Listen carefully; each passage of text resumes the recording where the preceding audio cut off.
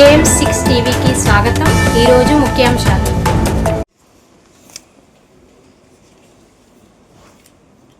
కేసీఆర్ గారు ఆరంభించిన ప్రతి ఇంట్లో బిడ్డ పెళ్ళైతే ఆ తల్లికి ఆ తండ్రికి కష్టం కాకుండా ఆ రోజు కేసీఆర్ గారు ఆరంభించిన కళ్యాణ లక్ష్మి ఇవాళ ఇబ్రహీంపట్నం మండలంలో ప్రతి గ్రామానికి వెళ్ళి వర్షాలు పడుతున్న కారణంగా మహిళలకు కానీ పెద్ద మనుషులకు కానీ కష్టమవుతుందని చెప్పేసి అందరికీ పొలాల్లో పనులున్నాయి కాబట్టి ప్రతి గ్రామానికి వెళ్ళి ఆ గ్రామంలోనే ఆ లబ్ధిదారులందరికీ కూడా కళ్యాణ లక్ష్మి చెక్ ఇవ్వడం జరిగింది. అందరూ కూడా కేసీఆర్ గారు ఆరంభించిన ఆ కళ్యాణ లక్ష్మి వల్ల మేనమామలాగా మా బిడ్డలను దీవిస్తూ ఉన్నాడు.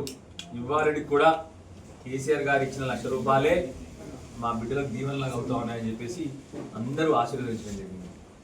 అదేవిధంగా ప్రతి గ్రామానికి వెళ్ళినప్పుడు ప్రతి రైతు వచ్చి, సార్ 10 ఏళ్లలో లేని కష్టం మాకు, ఆఖరికి యూరియా లేదు సార్, పాస్బుక్కి ఒక బస్తా అని చెప్తా ఉన్నారు సార్, దానికి కూడా వేరేది అంటగట్టింది సార్ అట కొత్తగా. ఏంటంటే ఒక యూరియా కొనాలంటే ముందు జింక్ కొనాలంట, జింక్ ఏమో ₹1000, ఇదేమో ₹250. సో దీంట్లో కూడా ప్రభుత్వం రైతుల దగ్గర నుంచి రైతులకు సబ్సిడీ ఇచ్చి రైతుల బతుకు తెరువు కోసం మనం కష్టపడాల్సింది పోయి ఒక సంచి యూరియా ఇయనికి ఒక జింక్ అమ్మి దాంట్లో కూడా లాభాలు తీసుకుంటా ఉంది ప్రభుత్వం. గత 10 సంవత్సరాల్లో కేసీఆర్ గారి నాయకత్వంలో ఏ ఒక్క రోజు కూడా ఏ ఒక్క రైతు లైన్లో నిల్చోవాల్సిన అవసరం లేదు.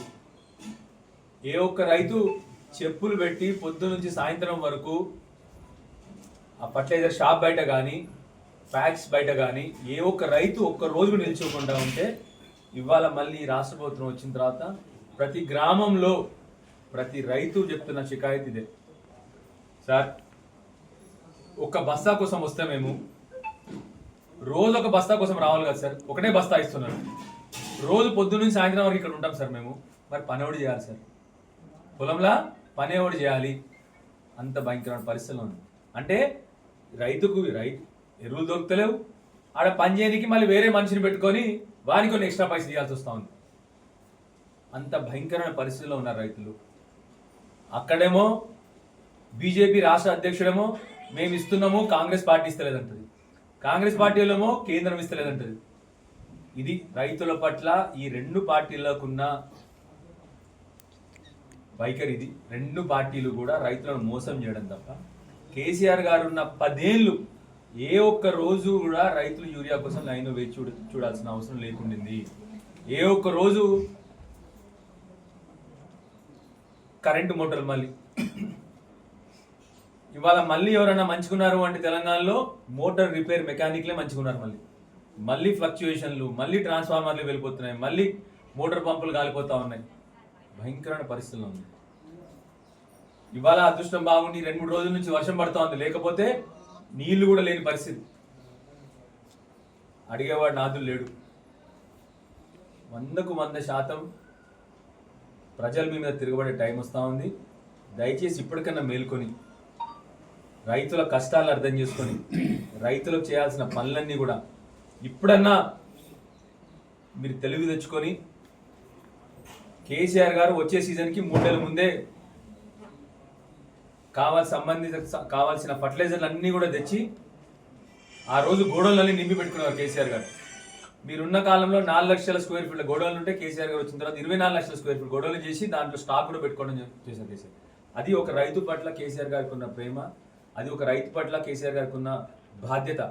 నీళ్లు తీసుకొచ్చినారు, కరెంటు తీసుకొచ్చినారు, ఎరువులు తీసుకొచ్చినారు, కళ్ళాల దగ్గర వచ్చి వడ్లు కొనుక్కోవడం మొదలు పెట్టినారు, రైతు బీమా పెట్టినారు. అన్నీ కూడా కేసీఆర్ గారు చేసింది కూడా, కేసీఆర్ గారు మీకు అన్ని చేసి పెట్టింది కూడా చేయలేని పరిస్థితుల్లో ఈ ప్రభుత్వం ఉంది. దయచేసి ఇప్పుడన్నా వచ్చే సీజన్ కానీ రెడీగా ఉండమని ప్రభుత్వాన్ని కోరుతా ఉన్నాను.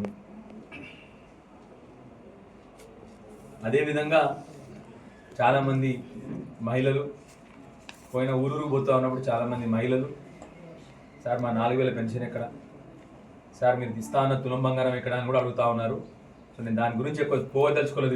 ఇప్పుడు మాకు కావాల్సింది ఏంటంటే వెంటనే మా రైతులకు సంబంధించిన ఫర్టిలైజర్లు వెంటనే సప్లై చేయాలని చెప్పి మళ్ళొకసారి ప్రభుత్వాన్ని కోరుతా ఉన్నాను. దయచేసి పాస్బుక్ మీద ఒకటంటే ఒకరికి 4 ఎకరాలు ఉంటుంది, ఒక 6 ఎకరాలు ఉంటుంది, ఒక 8 ఎకరాలు ఉంటుంది. ఎకరాలు బట్టి ఇవ్వండి, కానీ అది కూడా ఏదైనా కూడా రైతుకు అవసరం ఉన్నది. అసలు ఒక రేషన్ చేయడం ఏంటండి? కేసీఆర్ గారు 10 ఏళ్ళు లేని కష్టాన్ని ఇవాళ ఎందుకు వస్తామని.